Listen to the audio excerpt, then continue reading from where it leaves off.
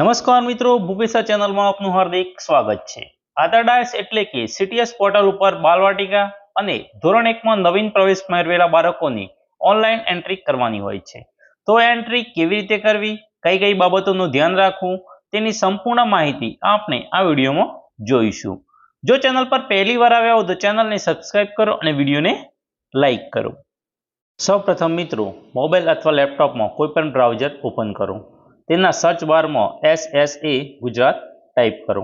સૌપ્રથમ જે વેબસાઇટ આવે તેના પર ક્લિક કરો। ત્યારબાદ ચાઇલ્ડ ટ્રેકિંગ સિસ્ટમ છે આધાર ડાયસ, તેના પર ક્લિક કરો। જો મિત્રો ક્લિક કરશો એટલે આ રીતનું હોમ પેજ આવશે। તેમાં મિત્રો તમારો સ્કૂલનો યુઝર આઈડી અને પાસવર્ડ એન્ટર કરી ત્યારબાદ કેપ્ચા એન્ટર કરો અને લોગિન પર ક્લિક કરો।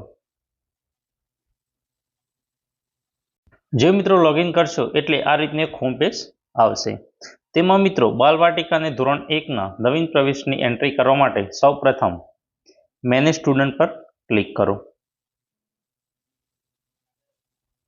ત્યારબાદ મિત્રો નવી એન્ટ્રી કરવા માટે જો બાલવાટિકાની એન્ટ્રી કરવી હોય તો બાલવાટિકા પર ક્લિક કરો। ધોરણ 1ની એન્ટ્રી કરવી ધોરણ 1 પર ક્લિક કરવું।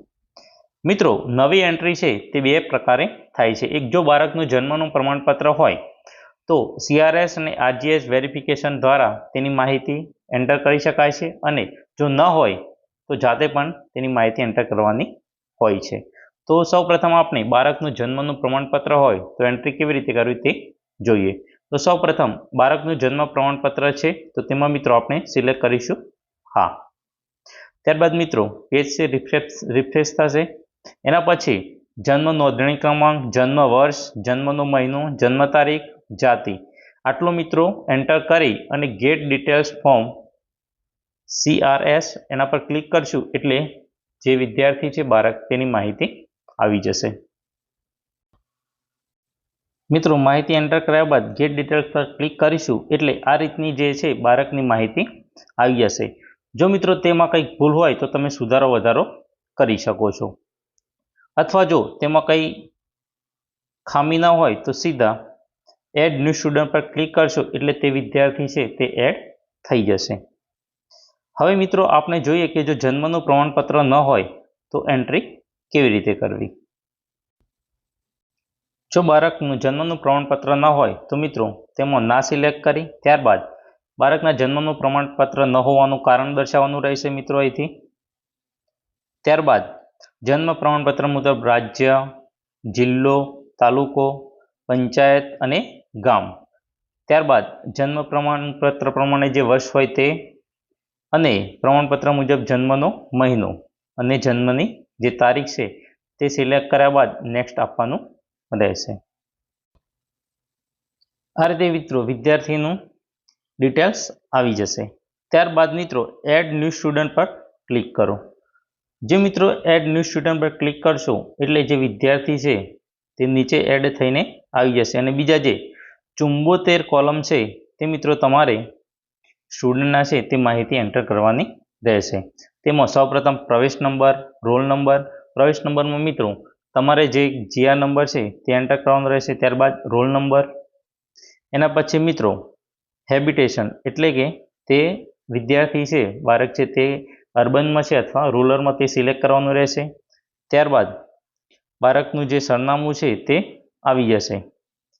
ત્યારબાદ એનું ફળિયું છે, એપોઇન્ટમેન્ટ છે, લેન્ડમાર્ક, એરિયા, પિનકોડ નંબર, પછી એના પછી જે માતૃભાષા છે તે સિલેક્ટ કરવાની રહેશે।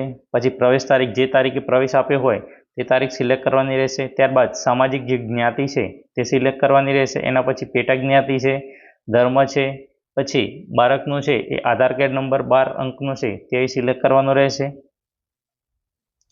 ત્યારબાદ તે મિત્રો BPL ગરીબી રેખા નીચે આવતું હોય તો તે અહીંથી હાના સિલેક્ટ કરવાનું રહેશે। ત્યારબાદ મિત્રો શું બાળક વંચિત જૂથમાં છે કે નહીં તે માહિતી એન્ટર કરવાની રહેશે।